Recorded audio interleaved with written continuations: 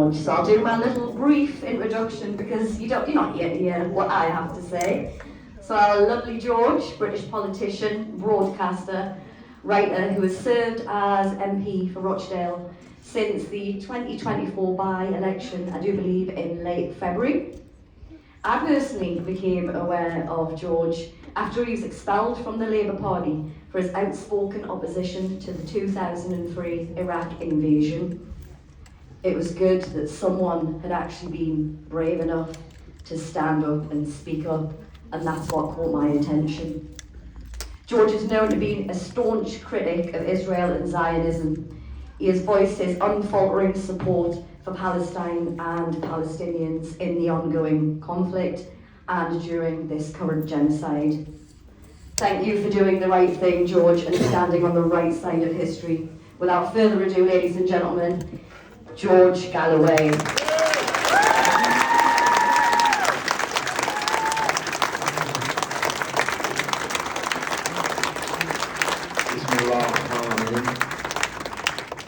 Distinguished elders, brothers and sisters, comrades and friends, Assalamu alaikum wa rahmatullahi wa barakatuh. This is a truly splendid meeting. This is the biggest meeting I think I have ever addressed in Newcastle. Something is happening here. Something big is happening here. And you will always know that you were there at the start. And that will last a long time in your memory. There's something about tonight which is the band coming back together. Not only was the first speaker my election agent when I won the historic Bradford West by-election, but one of my opponents in that by-election, Dawood Islam, is sitting in the front row. And we're all fighting for Yvonne Ridley, who was a visiting speaker for me in that historic by-election. So we're all together here again, many years later, for this great cause. And I feel something of the Bradford West spirit in this room this evening. We have traveled many miles together. I think there are more than have been mentioned that are in the room that were on the convoys over and over again breaking the siege on Gaza. In fact, Yvonne was the first person to break the siege on Gaza. By sea, if I recall. By sea, she embarked upon a far more perilous journey than even our land convoys into Gaza. But they were perilous, all of them. And they were very long ago, which I dwell on because there are still some fools who believe that all of this started on October the 7th last year.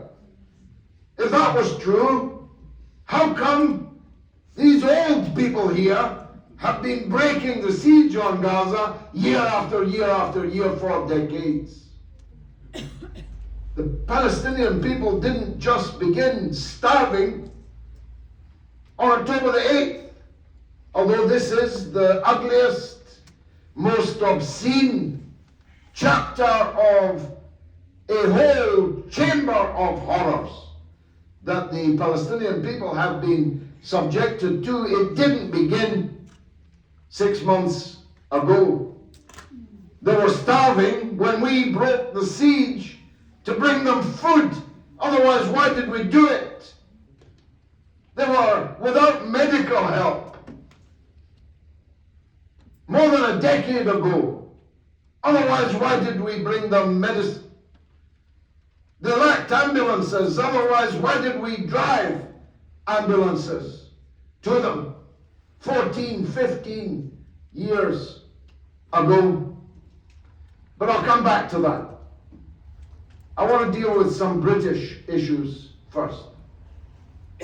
Ash quoted Henry Ford. A wonderful quote. I hadn't heard it before. I usually use the Einstein one. But the Henry Ford one is actually, if the great professor will forgive me, even better.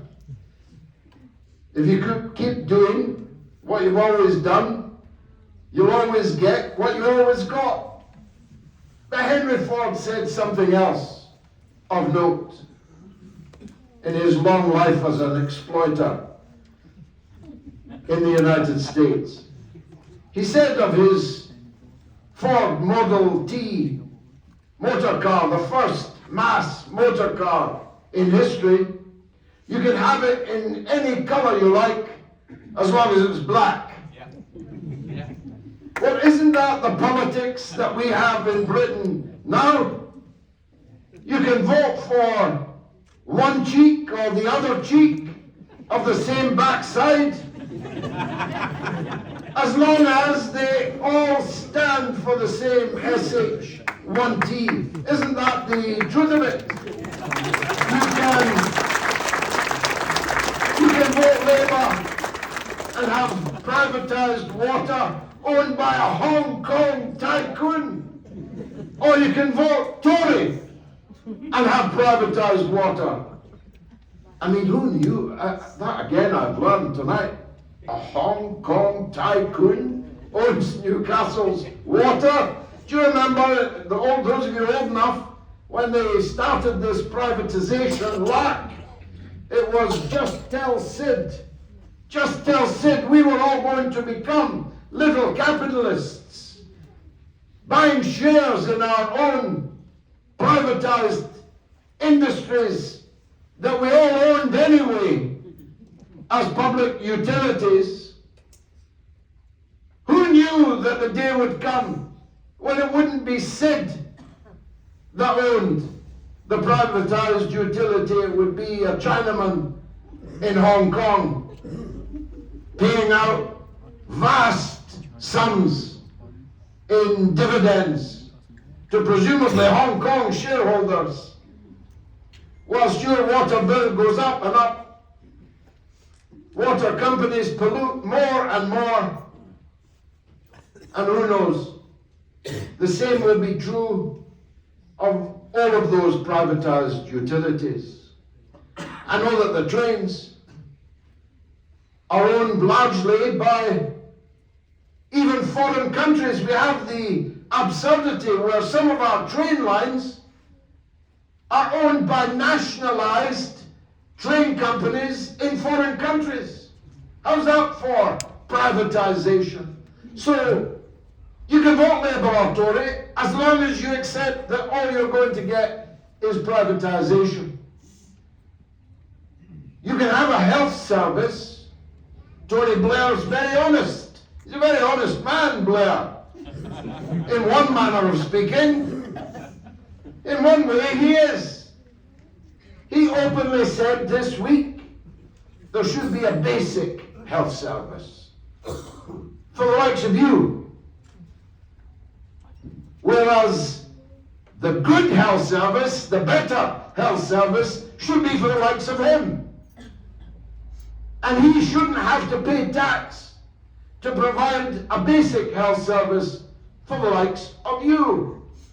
So you'll get, just like we had in the 1930s, a basic health service for you.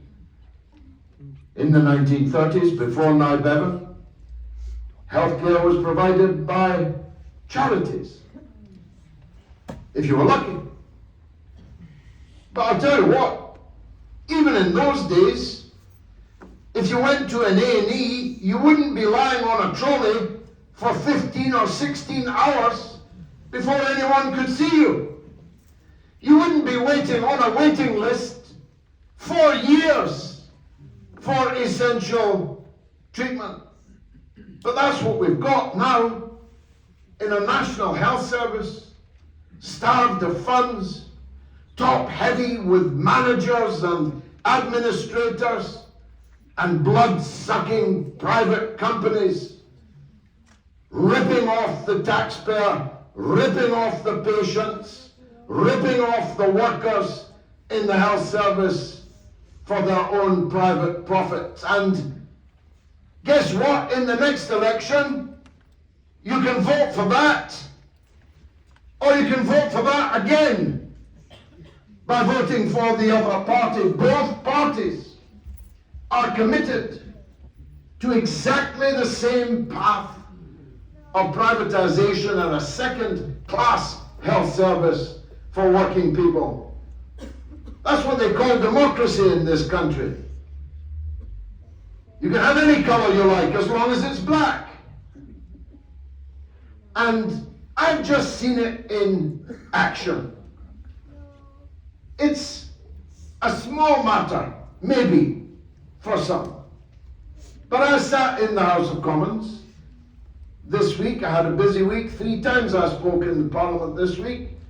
But the time I didn't get called was on the smoking bill that went through the other day. You don't have to agree with me that it's invidious and tyrannical what they did, but the point is, both parties, big blocks of them, the whole House, hearing at the same time, agreeing with each other in total.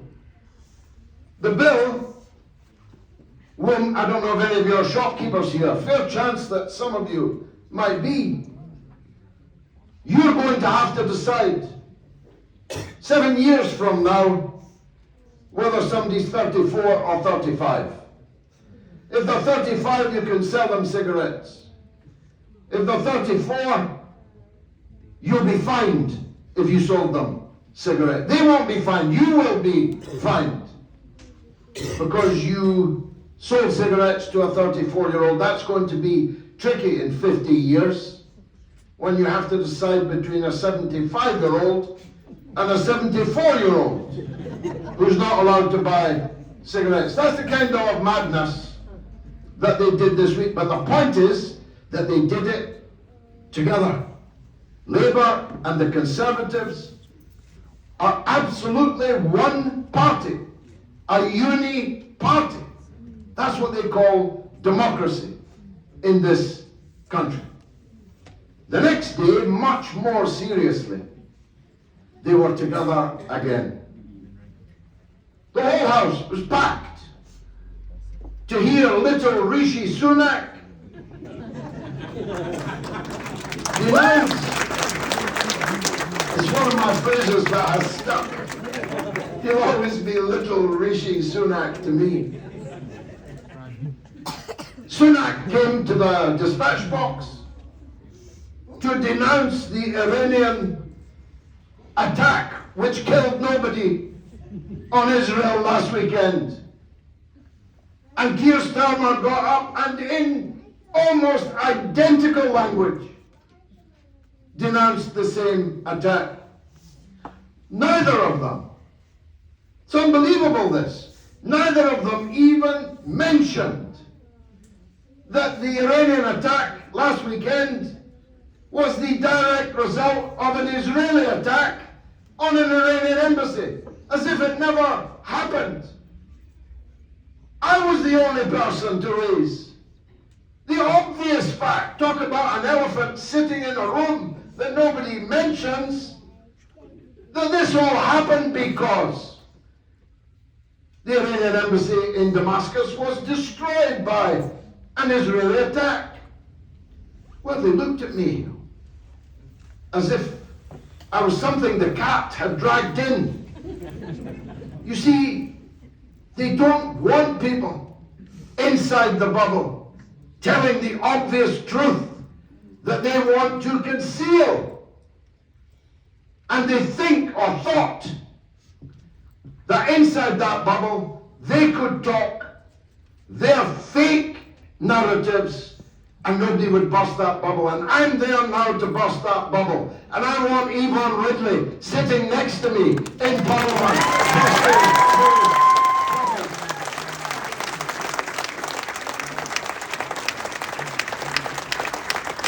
Ash Goggle, a local lass.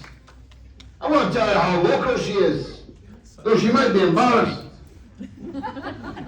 We were in a hotel in Baghdad before the war, trying to stop the sanctions, trying to stop the war, and there was a fire alarm, and everybody had to come down in their night clothes.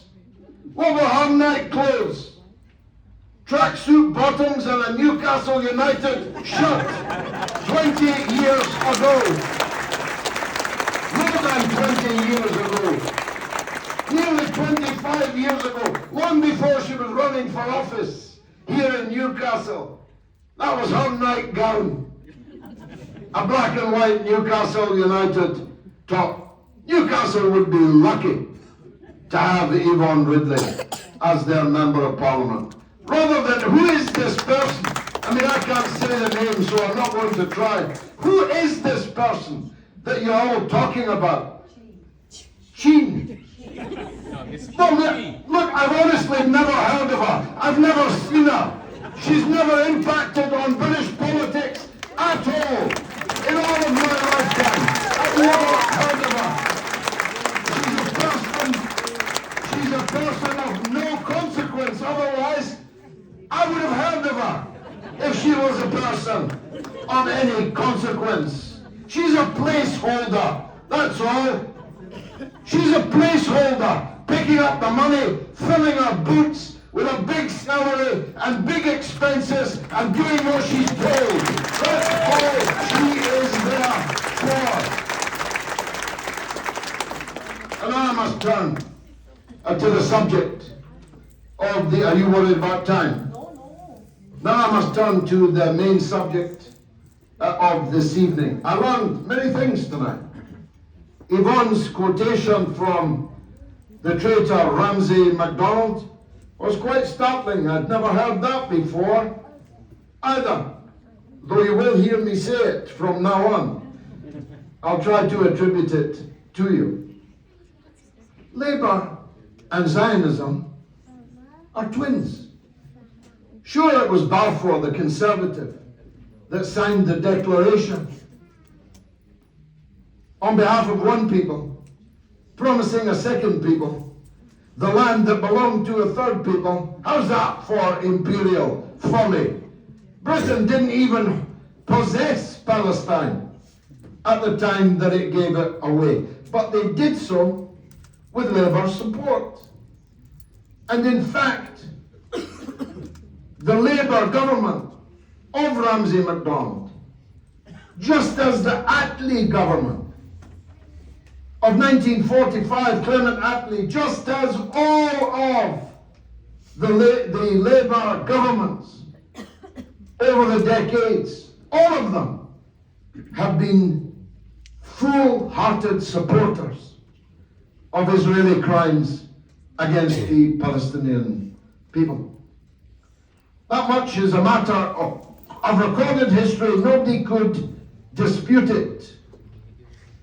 But it went into overdrive when Tony Blair became the leader of the Labour Party. Then it became an article of faith that you must join the Labour Friends of Israel. Imagine. People who claim to be socialists signing up in their droves to an organization in support of an apartheid state, ethnic cleansing, periodic massacre, decade after decade, guilty of the gravest crimes against humanity. But you don't get on in the British Labour Party unless you sign up as a friend of that. I call them the Labour fiends of Israel. And I always claim, oh, it's a misprint, I just missed the R. Labour fiends of Israel, that's what they are. Because you would have to be a fiend to support what's happening right now, this minute, in Gaza, in Jerusalem, and in the West Bank.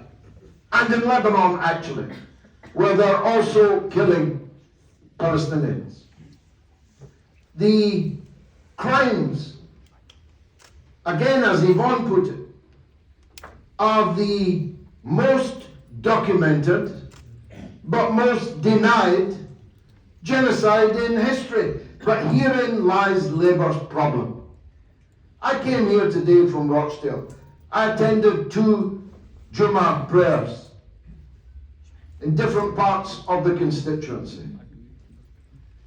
Everybody there knows everything that is happening on a daily basis in Palestine.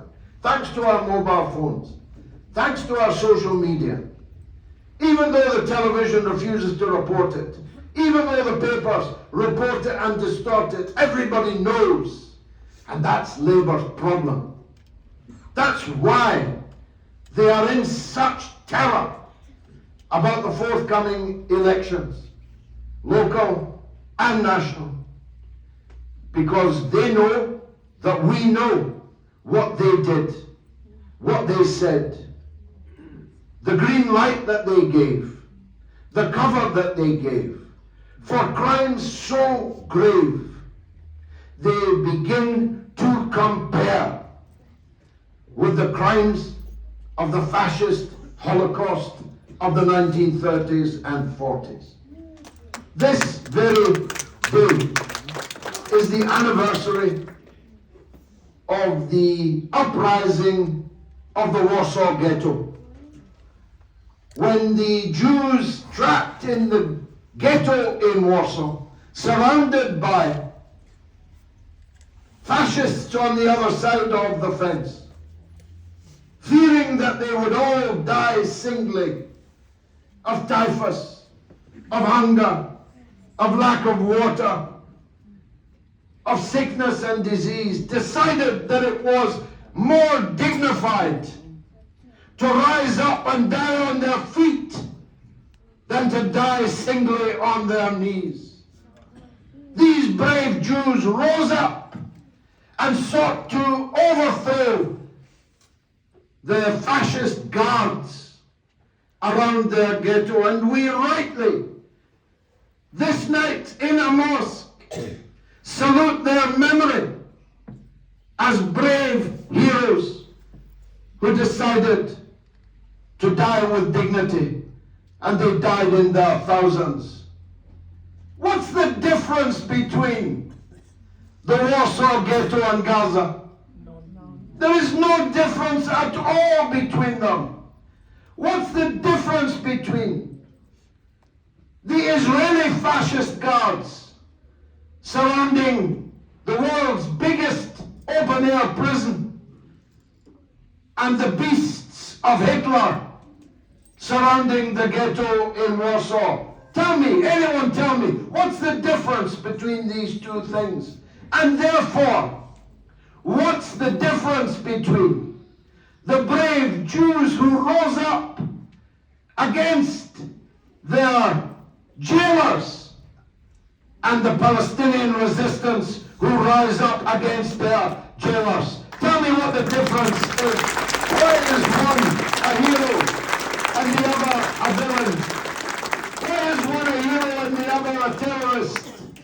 The terrorists are the jailers who have kept the millions of Palestinians, generation after generation. Yvonne, think of this, the children that we saw and gave little teddy bears to all those years ago.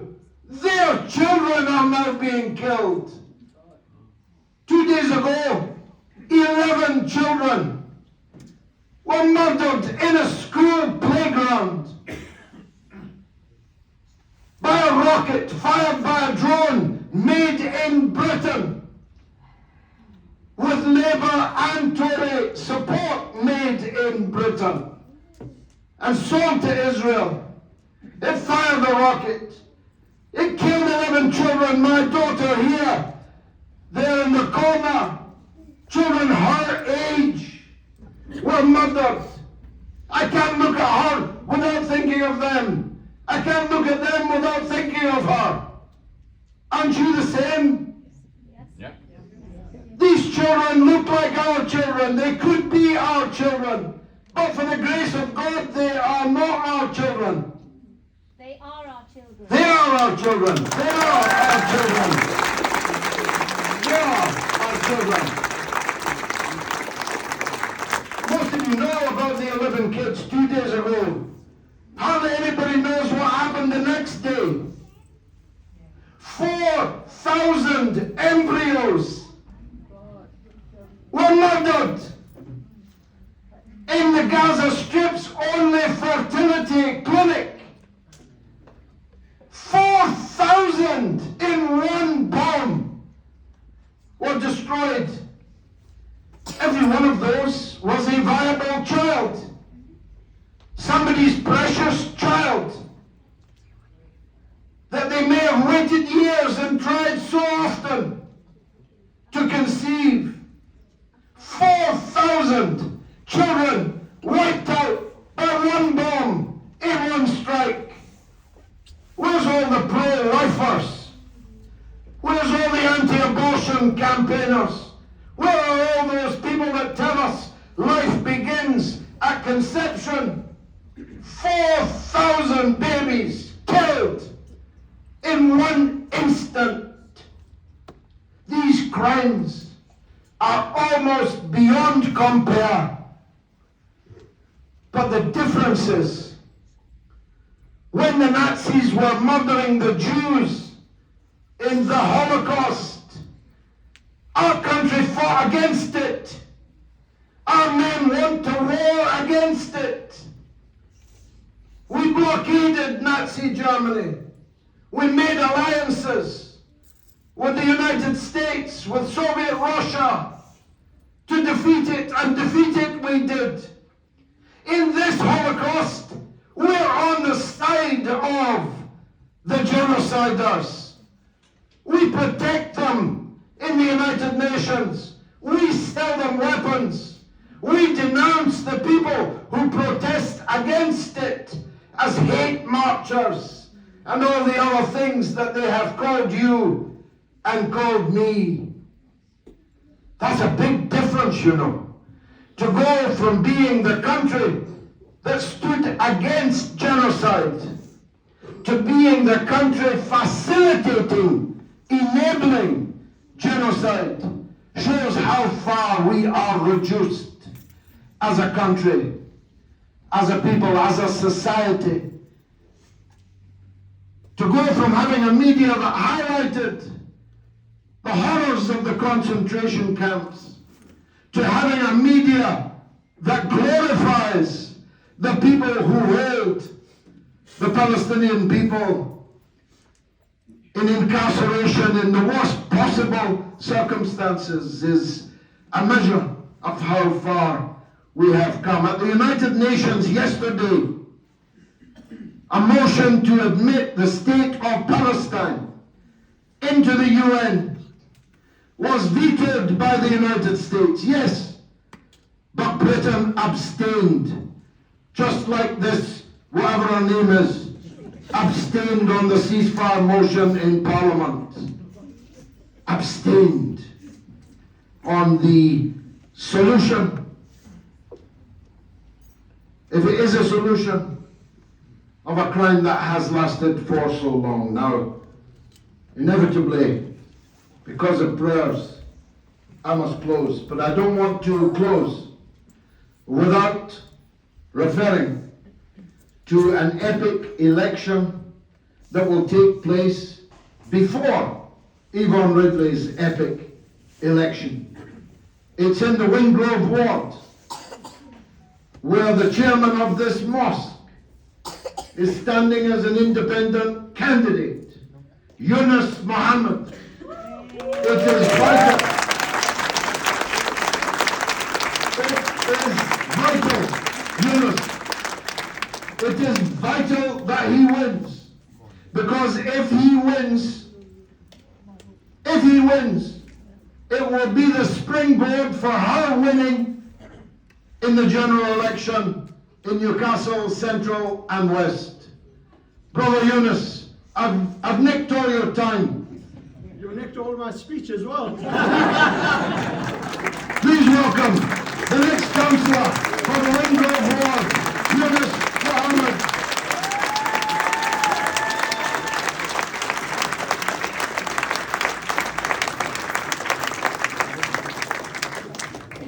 Bismillah ar-Rahman ar-Rahim. Assalamu alaikum.